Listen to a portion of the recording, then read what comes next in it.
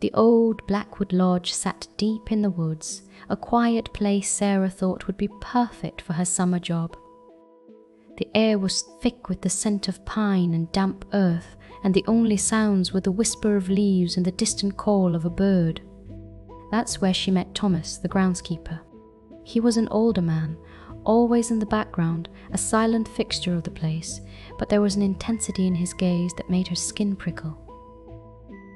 At first, his attentiveness felt quaint.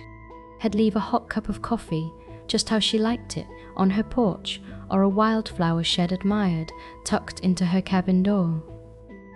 But then he started mentioning things, the book she was reading, a hummed tune from yesterday, a quiet conversation she thought Shed had alone.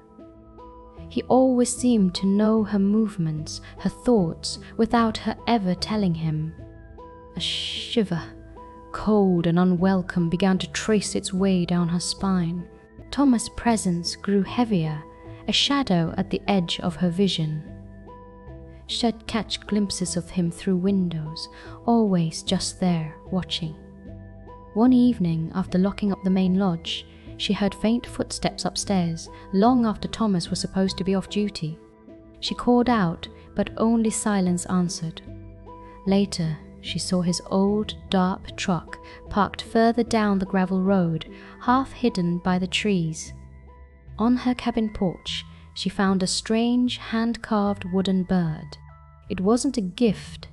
It felt like a warning, a marker. Then came the storm. Rain lashed against her cabin. Wind howled through the pines. The lodge owner was away, leaving Sarah completely alone. Suddenly, the power flickered, then died, plunging her cabin into absolute darkness. A soft, insistent knock came from her door. "Who's there?" she called, her voice barely a whisper over the storm. A low, distorted voice answered, "Just checking on you, Sarah." It was Thomas. She didn't open it. The soft knocking continued, then ceased.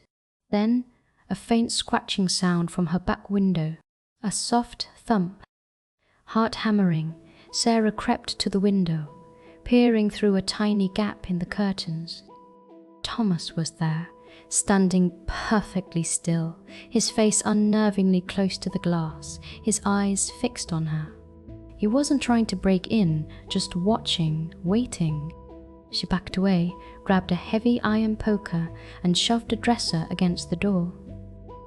She sat in the darkness, clutching the poker, listening to the storm and the chilling silence beyond her thin walls.